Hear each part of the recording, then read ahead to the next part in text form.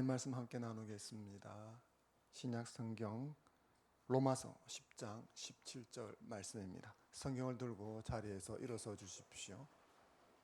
한 절입니다. 같이 한 목소리로 읽겠습니다. 시작. 그러므로 믿음은 들음에서 나며 들음은 그리스도의 말씀으로 말미암았느니라. 아멘. 앉아 주십시오. 예배 오신 여러분을 주의 이름으로 환영하고 축복합니다. 옆 사람에게 한번 인사하겠습니다. 샬롬, 복 받으세요 하면 인사해 주십시오. 앞뒤로 인사하겠습니다. 샬롬, 잘 될 겁니다. 인사해 주십시오. 하나님을 예배하러 온 저와 여러분 모두에게 하나님께서 은혜와 평강을 부어 주실 줄로 믿습니다. 이번 여름 휴지기에는 하이델베르그 요리문답을 함께 나누려고 합니다. 전에도 했던 적이 있었죠. 이번에는 65문부터 82문까지를 시간이 허락하는 한 함께 나누려고 합니다. 하이델베르그 요리문답 65문부터 82문까지는 부제가 있는데 그 부제는 말씀과 성례에 관하여입니다. 그래서 이번 휴지기 동안에 함께 나눌 내용은 성례 파트가 되겠습니다. 오늘은 그 첫 번째 시간으로 복음 강설과 믿음이라고 하는 제목으로 요리문답 65문을 가지고 하나님의 은혜를 나누려고 합니다. 하이델베르그 요리문답 65문은 믿음이라고 하는 주제로 시작을 하고 있습니다. 65문이 믿음이라고 하는 주제로 시작하는 이유는 그 앞파트가 의롭다 하심에 관하여라고 하는 부제를 가지고 있기 때문입니다. 즉, 이 성례 파트 앞부분에 믿음으로 의롭게 된다 하는 이신칭의 파트를 다루고 있습니다. 사람이 어떻게 의롭게 되는가? 믿음으로 의롭게 된다. 이걸 설명하고, 그렇다면 그 믿음은 어떻게 우리에게 주어지는가? 그 믿음은 어떻게 강화되는가? 그런 데한 궁금증들이 생겨나죠. 그래서 65문은 믿음을 주제로 해서 이야기를 풀어나가기 시작합니다. 여러분 주보를 한번 보시기 바랍니다. 말씀의 샘 부분을 보시면 하이델베르그 요리문답 65문을 기록해 놓고 있습니다. 이것을 강해로 가르치기 시작하면 25번째 주일에 가르치는 내용이 되어지지요. 제가 65문을 읽으면 여러분이 답이라고 되어 있는 부분을 같이 한 목소리로 읽어주시면 좋겠습니다. 제가 묻겠습니다. 오직 믿음으로만 우리가 그리스도와 그의 모든 은덕에 참여할 수 있는데 이 믿음은 어디서 옵니까?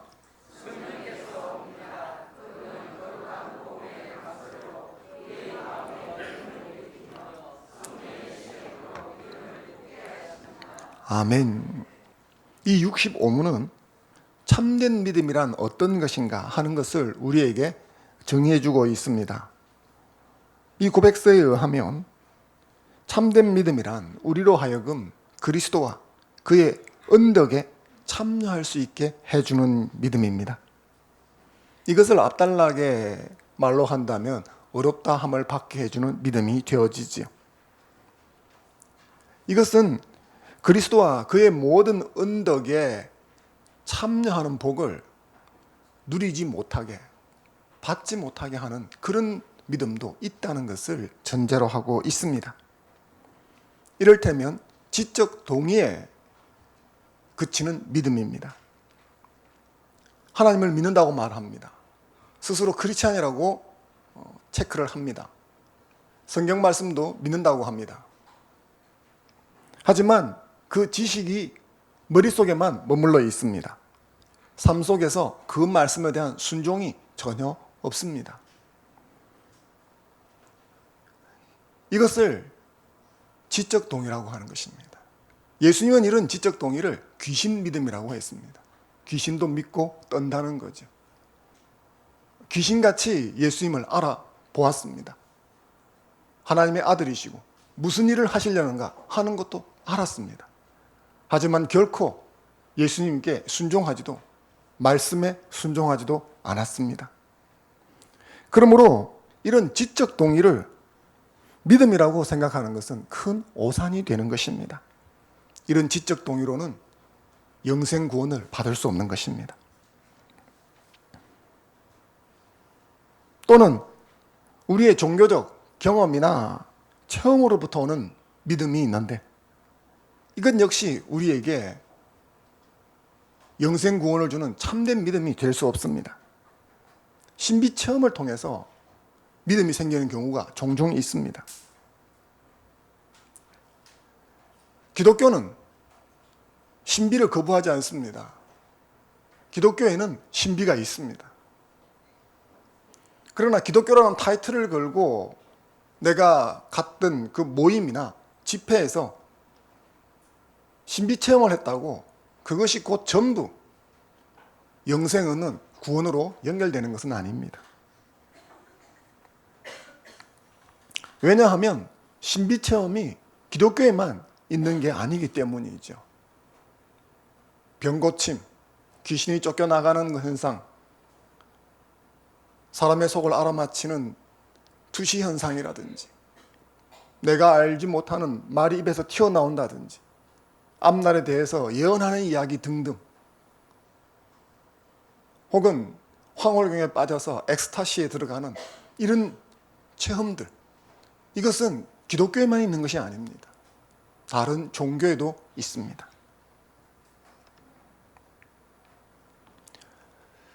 기독교 타이틀을 걸고 찬송가를 부르고 예수의 이름을 높이 외치는 곳에서 이런 신비한 체험들이 일어나고 있지만 이단이고 사이비인 경우가 많이 있습니다. 그 옛날 이단으로 정죄받은 할렐루야 기도원은 들어가는 초입부터 주의 보혈이라는 찬양을 끊임없이 불러대었습니다. 저도 가본 적이 있었지만 이게 무속 집단인지 아니면 교회인지 왜 여기에 하나님 믿는다는 사람이 이렇게 많이 오는 것인지 너무 이해가 안 됐습니다. 근데 아픈 사람들이 병이 낫는다는 이유 하나로 그곳에 전국에서 수많은 사람이 몰려들었는데 과연 그들이 그곳에서 병고침을 받고 혹은 환상 가운데서 신비한 것을 보고 한 것이 하나님과 무슨 관계가 있는가? 그런데 그곳에 타이틀이 기독교요, 하나님이라고 하니까 이곳에서 내가 경험했던 신비한 현상은 그 하나님이 주신 것이다. 자동적으로 생각을 하고 그런 경험을 했기 때문에 나는 영생을 얻고 구원받았다고 생각한다면 이건 큰 오류인 것입니다.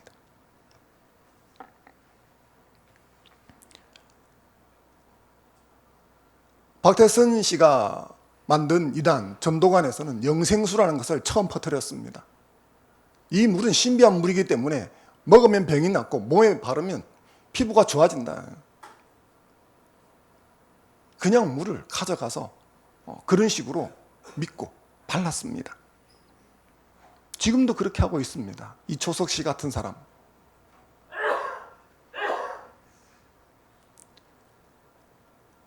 다른 종교뿐만 아니라 기독교 안에서도 신비 체험을 매개체로 해서 잘못된 신앙을 참된 믿음인 것처럼 가르치는 데가 어마어마하게 많습니다. 그래서 우리는 이것이 참된 믿음인지 거짓 믿음인지 하는 것을 구분해야 합니다. 이것이 참된 믿음인지 거짓 믿음인지 어떻게 알 수 있을까요? 오늘 이 하이델베르그 요리문답 65문은 우리에게 참된 믿음이 뭔가 하는 정의를 알려주고 그리고 그 답에서 참된 믿음은 이것이다 라고 명쾌하게 알려줍니다. 참된 믿음의 증표는 뭘까?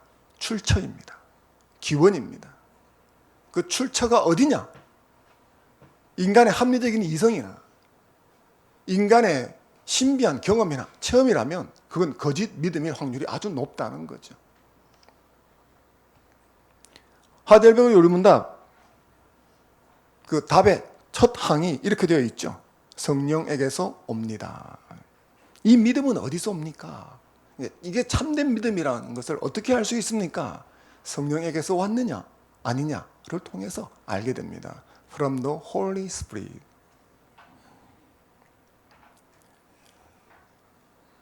참된 믿음의 기원은 성령님이라고 명쾌하게 알려주고 있습니다. 오직 성령께서만 우리 속에 있는 구원하는 참된 믿음을 부여해 줄 수 있는 것입니다. 참된 믿음은 우리 안에 있는 어떤 가능성에서 발전되어 만들어진 게 아닙니다. 그래서 개혁교회는, 종교개혁자들은 인간의 전적 타락과 전적 부패를 주장했습니다. 아담이 범죄하는 순간 인간은 전적으로 타락했고, 그렇기 때문에 인간의 모든 것은 전적으로 부패했다고 가르치는 거죠. 하지만 기독교회를 제외한 모든 종교는 이것을 부인합니다. 만약 전적 타락, 전적 부패를 인정한다면 인간 스스로에게서 구원에 이르는 길을 찾을 가능성이 없어지기 때문이죠. 모든 종교는 자기 나름대로 용어로 표현하지만 구원에 이르는 길을 찾으려고 하는 게 아닙니까? 낙원에 가려고 하고. 전적 타락, 전적 부패를 인정하면 그 길 자체가 원천적으로 불가능하다는 것을 인정하는 것이죠. 그래서 그걸 거부합니다.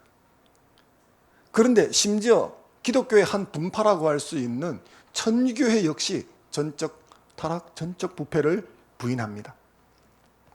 어느 정도 타락하고 어느 정도 부패한 것은 맞지만 인간의 이성은 구원에 이르는 길을 찾을 수 있다고 가르칩니다. 그 주장이 강하든 약하든 상관없이 그런 것들은 모두 인간 내면 속에 구원을 가능케 하는 어떤 가능성, 씨앗이 있다고 주장하는 거죠. 지적 동의나 신비 체험, 제가 말씀을 드렸죠. 이런 것들은 인간 안에 있는 어떤 가능성들을 일깨운 것이다라고 보는 겁니다.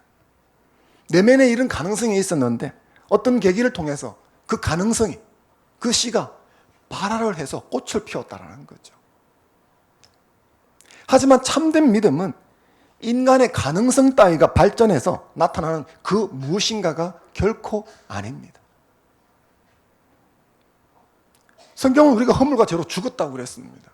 우리 안에는 구원에 대한 어떤 가능성도 있지 않습니다. 참된 믿음은 성령 하나님께서 우리 내면에 창조하신 것입니다. 무에서 유로 창조하신 것입니다. 오직 성령 하나님만이 우리 안에 참된 믿음을 창조하신다. 이 사실을 확고하게 붙드는 저와 여러분이 되었으면 좋겠습니다. 그렇다면 성령 하나님께서는 우리 안에 참된 믿음을 어떻게 창조하시는가?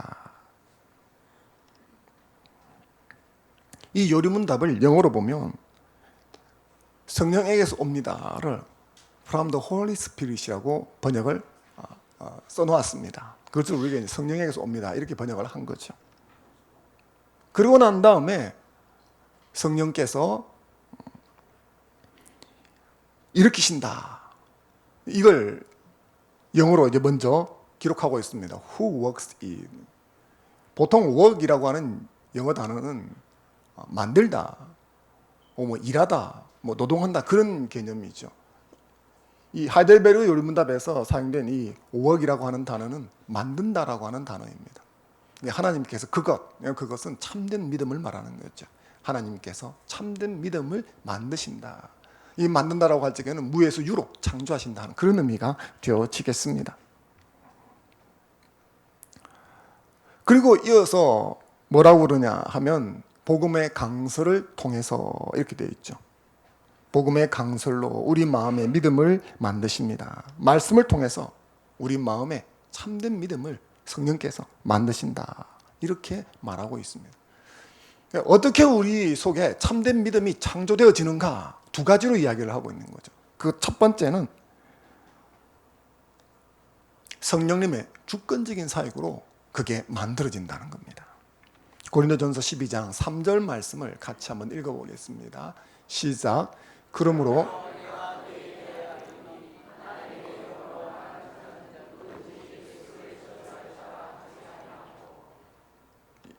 또 성령으로 아니하고는 누구든지 예수를 주시라 할 수 없느니라. 아멘. 성령님이 아니고는 하나님의 이름을 함부로 저주하지 못합니다. 그러니까 성령님이 계시면 그게 불가능한 거죠. 성령님이 아니고는 예수를 주인이라 고백할 수가 없습니다. 그냥 할 수 있는 것 같죠. 농담으로 그냥 툭 던지는 말은 모르지만 진실로 마음 깊은 곳에서 예수님이 나의 구세주고 나의 주인이십니다. 이 고백은 성령님이 아니면 불가능한 것입니다. 우리 쉽게 하는 것처럼 여겨지죠. 제가 병원 신방을 가거나 임종 직전에 환우를 찾아갈 때가 있습니다.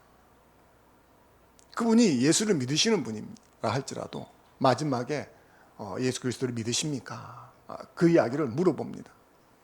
그런데 믿지 않는 내 부모나 형제를 위해서 찾아와 달라고 요청할 때가 있습니다. 그분은 안 믿는 분인 거죠. 그분에게 복음을 제시하고 지금이라도 예수님을 구세주와 주인으로 영접하시면 혹 죽어도 천국에 가십니다. 예수님을 구세주와 주인으로 영접하시겠습니까? 그러면 대부분의 사람들은 예수님을 영접할 것 같죠? 아닙니다. 어떤 분은 이렇게 말씀하십니다. 내가 이 나이 들어서 이제 오늘 내일 하는데 지금 예수님 믿어서 천국 가면 너무 염치가 없지 않습니까? 체면이 많은 사람은 거부하더라고요. 내가 지금 이때까지 내가 불교를 믿었는데, 부처님을 믿었는데, 어찌 내가 이제 죽는다고 예수님을 믿을 수 있겠느냐. 의리파도 있더라고요.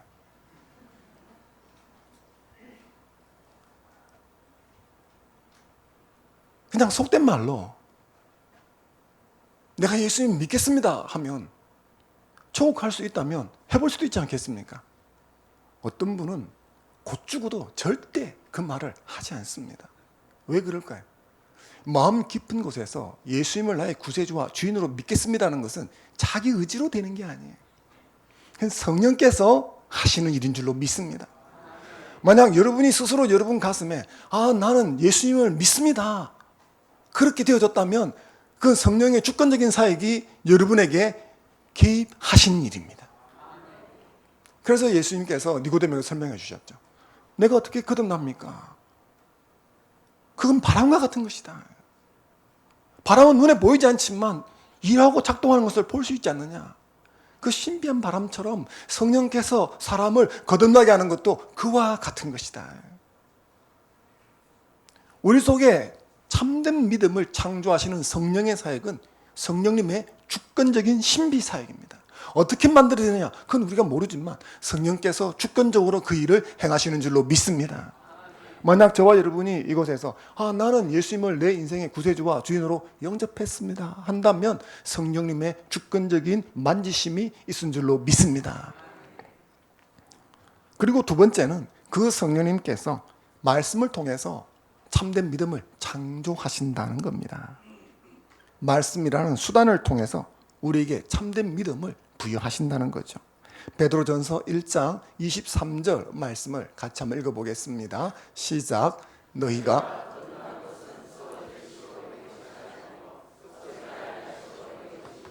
살아있고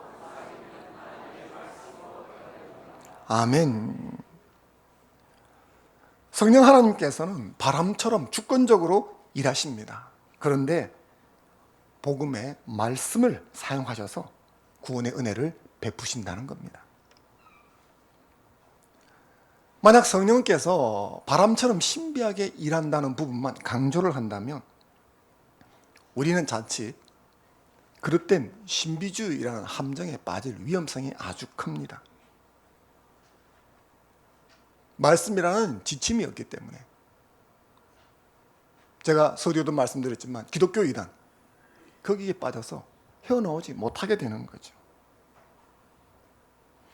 그래서 요리문답은 우리의 참된 믿음이 어떻게 만들어지는가 묻곤 성령님으로부터 그것이 옵니다라고 말하고 뒤어서 바로 복음의 강서를 통해서 그 믿음이 우리에게 생겨진다고 부연 설명을 해주고 있는 것입니다. 성령께서는 우리가 그릇된 신비주의에 빠져서 잘못되지 않도록 하기 위해 당신을 말씀에 스스로 제한하는 겁니다. 제가 신학을 배울 때 초기에 성령께서 말씀과 함께 말씀을 통해서만 일하십니다 하는 가르침을 듣고 상당히 반발했던 적이 있었습니다. 성경 말씀을 기록한 저자가 성령 하나님이시라고 한다면 이 기록된 말씀보다 크신 분이 성령님이신 거죠. 그 하위에 들어가는 개념인 성경 말씀이 성령 하나님께 종속되거나 혹은 제한받는 것은 가능하지만 성경 말씀보다 크고 위대하신 성령 하나님께서 성경 말씀에 종속된다는 것은 말이 안 되는 게 아니냐. 그래서 성령 하나님께서는 말씀 없이도 얼마든지 일하실 수 있다. 그렇게 생각을 하고 이 부분은 좀 이상하다 생각을 많이 했었습니다. 그런데 제가 이제 목회를 하고 신앙의 연륜이 쌓여가면서 계획주의에서 보수 정통 기독 교리에서 성령께서는 말씀과 함께 말씀을 통해서만 일하신다고 가르치는 이유가 뭔가를 점점 더 깊이 체득하게 되었습니다. 성령께서는 말씀 없이도 얼마든지 일하실 수 있습니다. 그래서 우리가 그 성령님의 그 주관적이고 신비한 사역에 같이 붙들리게 되어진다면 우리 역시도 말씀 없이 얼마든지 신비한 체험을 쫓아가게 되어지는데 성령 하나님은 그분 자체가 완전하시기 때문에 그것으로 그 어떤 오류가 생기지 않지만 우리는 성령 하나님처럼 신비한 현상에 붙들려서 가게 되어지면 우리는 단박에 오류에 붙들리게 되는 것입니다. 그래서 성령 하나님께서는 그런 오류에 빠지지 않도록 당신 스스로를 말씀에 제한해 주시는 것입니다. 그래서 우리는 그런 어떤 신비한 체험도 말씀의 제한 속에 집어넣어야 하는 겁니다.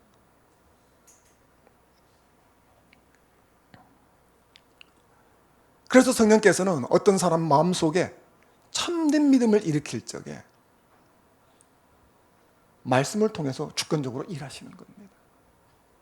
이 말씀이 빠져버리면 그 사람이 어떤 체험을 하면 그 체험을 말씀 위에 두게 되는 거죠. 그래서 신앙이 말씀 밖에서 움직이는 겁니다. 내가 본 게 더 중요하고요. 환상이나 환청이나 내가 기도하면서 느꼈던 감이나 이게 말씀보다 훨씬 중요합니다. 그래서 그게 그렇게 했으니까 하고 따라가게 되는 거죠. 그런 오류를 막고자 성령께서 스스로 말씀에 당신을 제한해서 우리를 가르치시는 것입니다. 그런 예는 성경에 무지하게 많이 있습니다. 한 예를 들어보겠습니다. 사도행전 16장 14절 말씀을 같이 한번 읽겠습니다. 사도행전 16장 14절 시작. 두아디라 시에 있는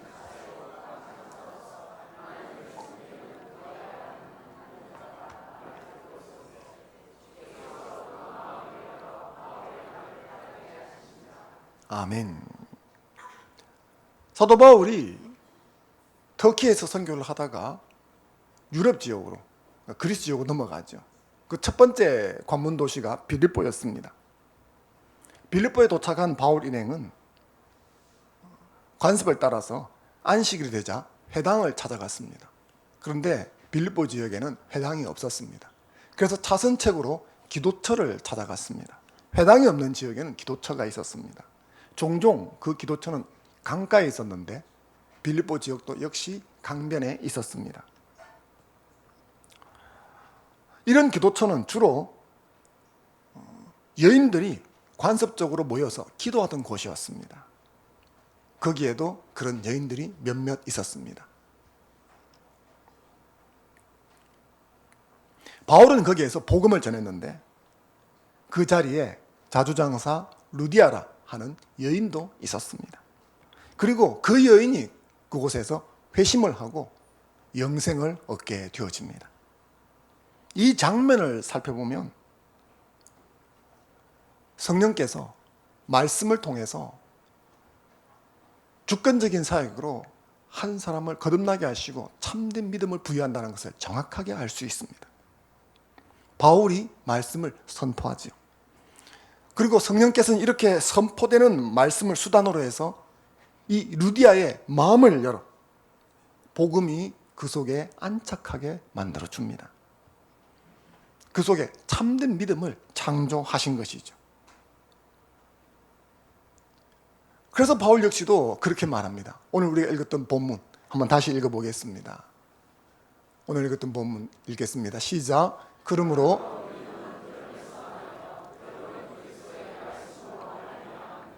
아멘. 이것을 도식화시켜보면 이렇게 되어지죠.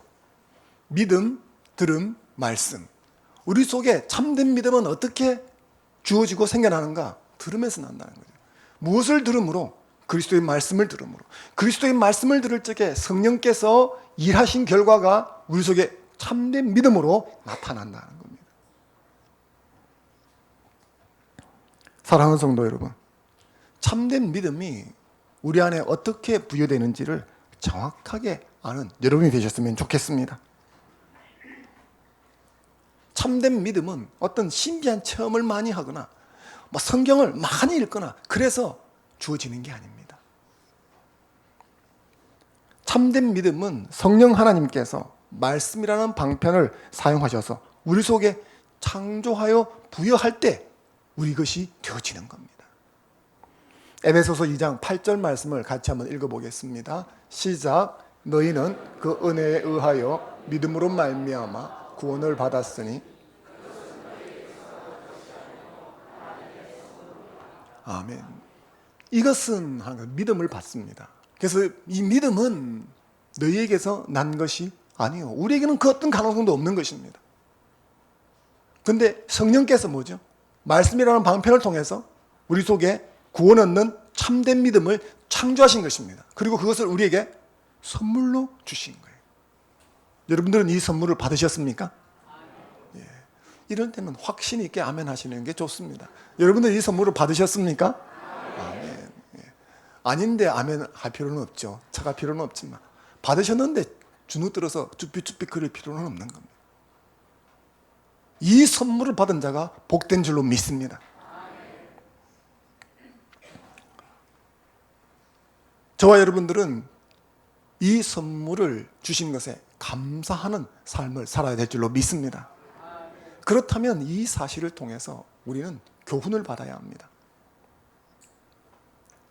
성령께서 말씀을 통해 우리 안에 참된 믿음을 창조하셔서 선물로 주셨다라고 하는 것.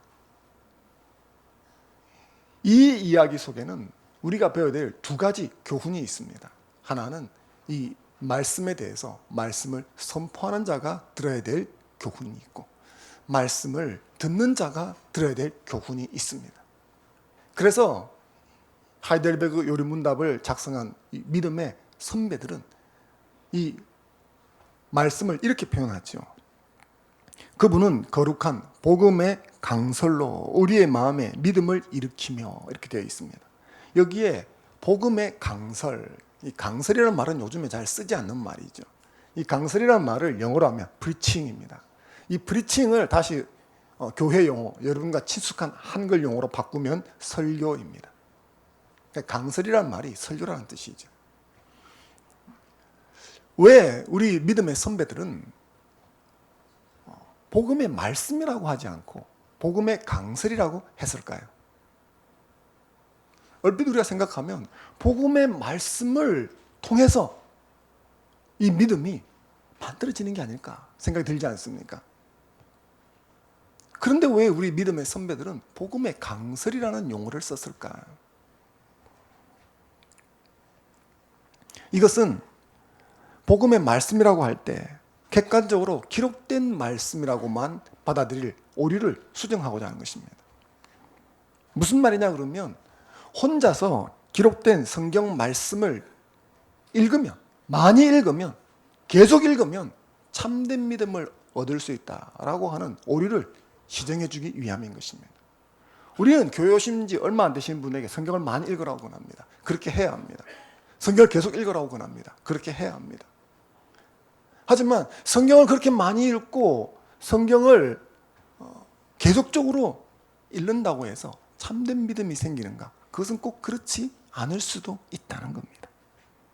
만약 성경을 읽은 모두가 참된 믿음에 이른다면 성경을 근간으로 하는 기독교 이단은 하나도 없어야 하는 거죠. 그런데 성경을 삶의 유일한 경전으로 받드는 이단들이 얼마나 많은지 모릅니다. 그것은 기독교 초기부터 있었습니다.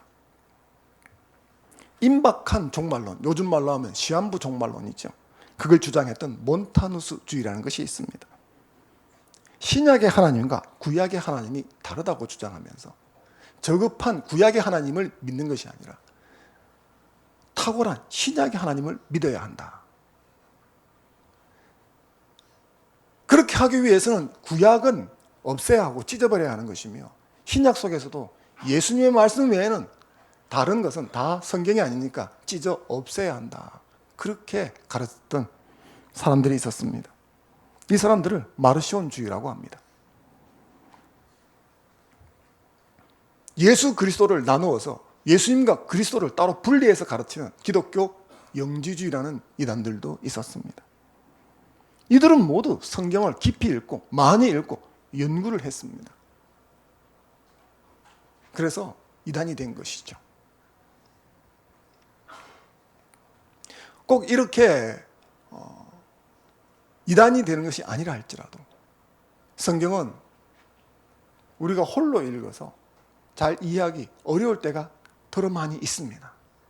사도행전 8장 30절, 31절 말씀을 같이 한번 읽어보겠습니다. 시작. 빌립이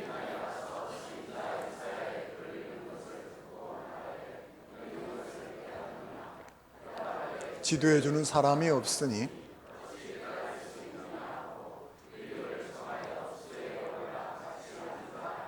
아멘.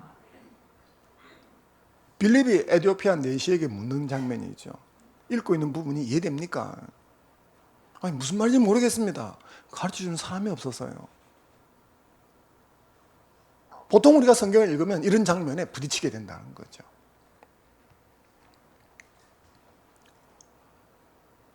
그런데 그렇게 누군가 성경을 올바로 이해할 수도 도와주는 사람이 없는 가운데 자기 혼자 성경을 깊이 읽기 시작하면 이게 이상하게 나갈 확률이 있다는 겁니다. 그래서 하나님께서는 교회에 성경을 올바로 가르치고 전하는 직분자를 세우신 것입니다. 에베소서 4장 11절 말씀을 같이 한번 읽어보겠습니다. 시작. 그가 어떤 사람은 사도로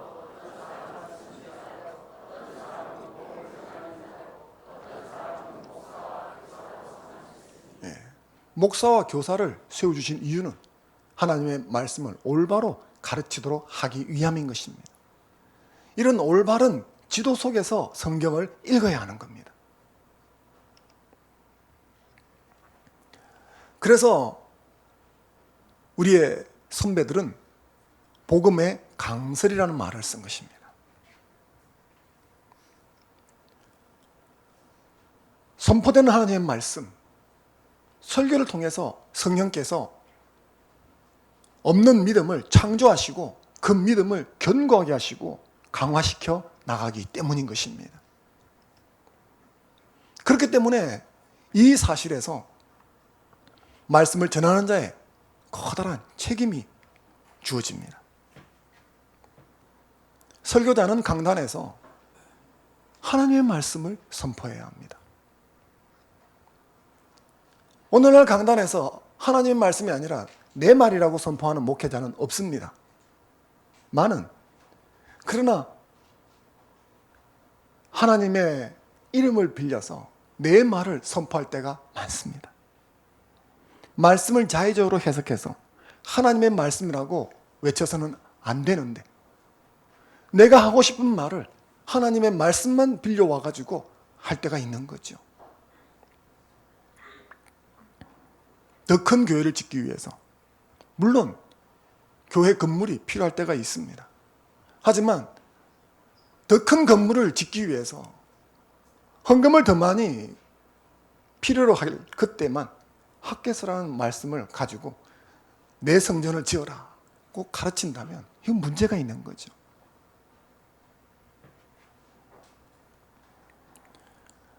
맡겨주신 양떼에게 싱싱한 꼴을 먹여야 하는데 남의 꼴을 훔쳐 먹이든지 독초를 먹여서는 안 되는데 그런 일들이 있는 거죠. 설교하기로 부름받은 사람은 바른 교리를 가르치려고 힘써야 합니다. 청중이 듣기 좋은 말만 하는 것이 아니라 올바른 교리를 때를 얻든지 못 얻든지 가르치려고 해야 하는 거죠. 제가 틈나는 대로 여러분들에게 하이델베르그 요리문답을 가지고 설교를 하는 이유가 여기에 있습니다. 요리문답 설교는 딱딱합니다. 일단 여러분이 오늘 오셔서 주보를 딱 펼치는 순간 오늘 조금 힘들겠네 생각을 하게 하는 거죠. 하지만 그럼에도 불구하고 할 수밖에 없는 저를 이해해 주시기 바랍니다. 또한 말씀을 전하는 자는 사람의 지혜에 근하는 말로 하지 않고 오직 성령의 나타나심과 능력을 의지하고 해야 합니다. 그러려면 설교자는 말씀과 기도에 매진해야 합니다. 기도를 더욱 힘쓰고 말씀의 깊이가 더해질 수 있도록 저와 또 이 강단에서는 목회자를 위해서 여러분들이 기도해 주시기 바랍니다. 뭐 설교가 저래 그런 말 하셔도 좋습니다. 근데 그렇게만 하고 끝내지 마시고 저 설교가 바뀌게 해달라고 기도를 해 주십시오. 하나님의 말씀이 선포될 수 있게 해달라고 기도를 해 주십시오. 그러면 여러분들이 명설교가의 설교를 들으실 수 있는 줄로 믿습니다. 두 번째는 말씀을 듣는 자가 받아야 될 교훈입니다. 성령께서 선포되는 말씀, 설교를 통해서 일하신다는 것을 믿는다면 듣는 자는 말씀을 주의 깊게 경청해야 합니다. 말씀을 전하는 자를, 이 직분자를, 설교자를 사람으로 보지 말고 그 입술을 통해서 하나님이 말씀하신다고 믿어야 합니다. 이걸 잘못하면 말씀을 전하는 직분자를 높입니다. 보통 한국교회에서는 설교자를 하나님의 종이라고 말할 때가 많습니다. 그래서 사회자가 하나님의 종이 나오셔서 설교를 해 주시겠습니다. 종이 나오시기는 뭘 나오십니까? 종이 나오는 거죠. 거기다가 어떤 데는 종님이 나오셔서 그렇게 합니다. 종에 님자를 붙이는 것은 한국 교회에는 없습니다. 설교자를 신격할 필요는 없습니다. 하지만 그렇기 때문에 설교자를 나와 동급으로 보고 저 사람이 하는 말이야 한다면 이것은 잘못된 것입니다. 오늘 하나님께서 이 시간 그 자리에서 이 설교자의 입을 통해서 하나님께서 나에게 말씀하신다. 이런 마음으로 말씀을 들어야 되는 줄로 믿습니다. 설교자를 보면 안 되는 거죠. 그래서 담임 목사가 신방을 와서 설교를 하면 더 은혜가 되고 부목사님이 와서 신방을 하고 설교를 들으면 심드렁해진다. 이건 잘못된 것입니다. 담임 목사님이든지 부목사님이든지 전도사님이든지 뭔 상관이 있습니까? 그의 입을 통해서 선포되는 말씀이 중요한 것입니다. 이 말씀을 대하는 올바른 태도가 그 사람에게 신앙을 부여하고 신앙을 강화시켜 주는 겁니다. 사도행전 17장 11절 말씀을 같이 한번 읽겠습니다. 사도행전 17장 11절입니다. 시작.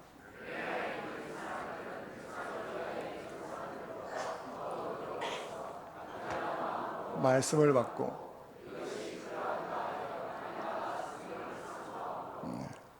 베레아 사람들 가운데 많은 신앙의 인물이 나타난 이유는 말씀을 대하는 그들의 주의 깊은 태도 때문이었습니다. 저는 우리 화평교회 성도님들이 말씀을 대할 적에 여러분이 개인적으로 말씀을 읽을 때 그리고 특별히 공예배에서 선포되는 말씀을 들을 때 올바른 태도를 취할 수 있기를 바랍니다. 공예배에 선포되는 말씀을 잘 듣는 것은 이 예배당에 들어오기 전부터 시작이 되는 겁니다.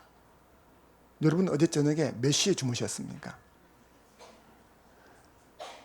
새벽 3시, 4시에 주무셨으면 아무리 잘 들으려고 해도 불가능한 겁니다. 눈꺼풀을 이길 수가 없는 거죠. 만약 공예배에서 말씀을 주의 깊게 잘 듣고 싶다면 토요일 저녁부터 준비를 해야 되는 겁니다. 내일 하나님을 예배하고 하나님의 말씀을 듣는 것이기 때문에 그것을 방해하는 요소들을 멀리해야 되죠. 토요일은 밤에 조한 싸돌아다니고 막 일하고 난 다음에 어떻게 주일에 말씀을 듣겠습니까?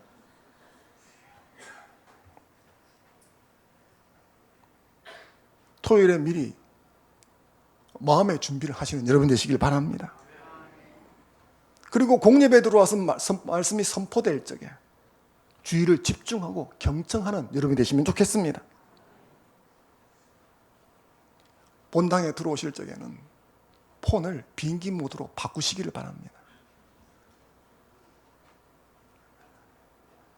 예배 드리는 동안에 폰에서 알려주는 알림, 그것 못 본다고 지구가 망하지는 않습니다.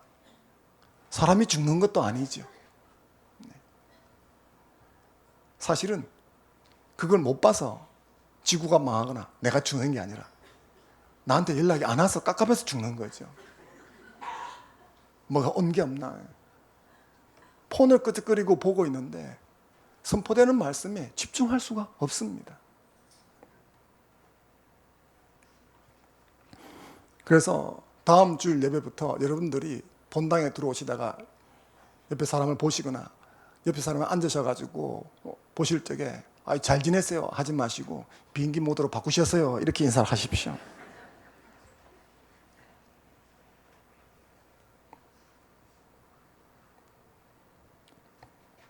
그리고 말씀을 들을 적에 이 선포되는 말씀이 잘 깨달아질 수 있게 해달라고 성령 하나님께 기도하는 마음으로 말씀을 들으시길 바랍니다. 여러분들이 귀가 두 개 있으니까 소리가 들려지면 다 들을 것 같지 않습니까? 그렇지 않습니다. 특별히 설교는 더 그렇습니다. 어떤 설교는 듣고 나면 금방 기억이 안 납니다. 물론 설교가 미비해서 그럴 수도 있죠. 하지만 그 설교가 들을 적에는 좋았다 해도 돌아서면 생각이 잘 안 날 수가 있습니다. 제가 한 번씩 가다가 저희 집에서 가족들에게 묻습니다. 주중에 지난주에 했던 설교가 뭔지 기억이 나? 이번 주에 했던 설교 내용이 뭔지 기억이 나냐? 이렇게 묻습니다. 그러면 가족들이 저한테 이렇게 답을 합니다. 그런 것 좀 묻지 마세요. 기억이 잘 안 나는 거죠. 그래서 요즘은 안 묻습니다. 근데 왜 그게 잘 기억이 나지 않을까요? 드라마는 보고 또 보지 않아도 생생하게 기억이 나고 눈동자가 파르르 떨리는 것도 다 생각이 나는데 왜 하나님의 말씀은 듣고 나서 돌아서면 기억이 잘 안 날까요? IQ가 상관이 있는 게 아닙니다. 성령께서 그 마음을 열어주셔서 말씀을 깨닫게 해주시고 그 말씀이 마음에 안짝다게 해주지 않으면 돌아서면 없어지는 거예요. 그래서 앉아서 저를 보고 눈을 이렇게 맞추고 잘 듣고 계시지만 머릿속에는 멍할 수가 있는 거예요. 딴 생각이 막 왔다 갔다 할 수 있는 거죠. 제가 말씀드렸지만 제가 가르치기도 하고 설교하기도 할 적에 저한테 고개 끄덕끄덕 해줄 적에 처음에는 제가 다 이해하시고 하는 줄 알았어요. 나중에 알고 보니까 이게 습관이더라고요. 이렇게 안 듣고 있으면서 딴 생각하면서도 얼마든지 가능하더라고요. 성령께서 은혜를 안 입히시면 끄덕끄덕하지만 머릿속에는 햄버거가 지나가고요. 뭐 게임이 지나갈 수 있는 거예요. 성령께서 내 마음을 열어주실 때만 자주장사 루디의 마음을 열어주신 것처럼 내 마음을 열어주실 때만 내 지각을 열어주실 때만 그 말씀이 내 속에 와서 꽂히는 거예요. 그리고 그 말씀이 힘이 있는 거예요. 그래서 말씀을 들을 적에 말씀을 깨닫게 해달라고 성령님께 기도하는 마음으로 말씀을 듣는 여러분 되셨으면 좋겠습니다. 그리고 가급적이면 아멘을 많이 하십시오. 네, 입술은 험담하라고 있는 게 아닙니다. 밥만 먹으라고 있는 게 아닙니다. 말씀을 들을 적에 아멘 많이 하라고 있는 줄로 믿습니다. 그리고 삶에서 이 말씀을 순종하십시오. 여러분이 이 말씀을 삶에서 순종하기 시작할 적에 이 말씀은 훨씬 더 잘 들리고 마음의 깊이와 박힐 줄로 믿습니다. 우리가 말씀을 전하는 자나 말씀을 듣는 자로서 자신에게 주어진 교훈을 올바로 잘 실천하기 시작할 적에 그때 하나님께서 우리를 통해서 영광을 받으시는 줄로 믿습니다. 문장 하나 완성하는 것으로 말씀을 정리해 보겠습니다. 자, 공공이라고 다 같은 공공이 아니다. 이 공공에 뭘 넣으면 좋겠습니까? 예, 믿음이라고 다 같은 믿음이 아니다. 또요? 뭐 많이 넣을 수 있죠. 사람이라고 다 같은 사람이 아니다. 예, 그럴 수 있겠습니다. 예, 말씀이라고 다 같은 말씀이 아니다. 예. 예, 얼마든지 넣을 수 있겠네요. 그죠? 최근에 가장 인기를 끌었던 영화라고 한다면 아마 극한 직업이 최고 인기를 끌었다 볼 수가 있겠죠. 형사물인데 메인 소재가 무엇이었습니까? 닭, 치킨이었습니다. 여러 가지 유행어를 많이 남겼는데 최대의 유행어 여러분 기억나십니까? 지금까지 이런 맛은 없었다. 그 다음 대사가 뭐죠? 이것은 별로 유행어가 아닌가요? 지금까지 이런 맛은 없었다. 이것은 갈비인가? 치킨인가? 저는 이게 너무 와서 제가 외웠는데요. 이 어구는 어떤 의미를 갖고 있습니까? 우리 거는 다르다 그런 의미죠. 저 문장에 집어넣으면 어떻게 되겠습니까? 치킨이라고 다 같은 치킨이 아니다. 그렇죠. 치킨집 널려있지만 치킨이라고 다 같은 치킨이 아닌 거죠. 마찬가지입니다. 믿음이라고 다 같은 믿음이 아닙니다. 예수라고 하고 성경을 들고 오고 믿음이라고 말을 하지만 그게 다 같은 게 아니에요. 거짓 믿음이 얼마나 많은지 모릅니다.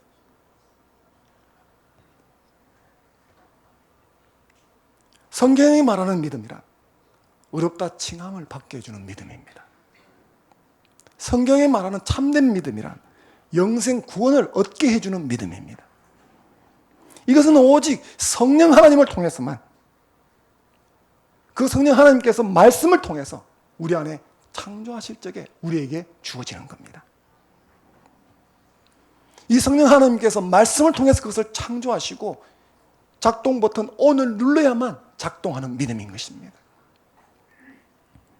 사랑하는 성도 여러분, 그렇기 때문에 우리 모두는 말씀을 귀히 여기고 말씀을 듣는 태도를 올바르게 해야 될 줄로 믿습니다. 시편 119편 18절 말씀 같이 한번 읽겠습니다. 시작. 내 눈을 아멘. 말씀을 읽거나 선포되는 말씀을 들을 때 항상 마음으로 이 말씀을 외우시면서 주의 법을, 예전에는 율법이 아니고 법이라고 그랬죠. 주의 법에 놀라운 것을, 기이한 것을 내가 보고 듣고 깨닫게 주시옵소서 하고 기도하는 마음으로 말씀을 대하는 여러분 되기를 주의 이름으로 축원합니다. 잠시 주신 말씀 붙들고 함께 기도하는 시간 갖겠습니다.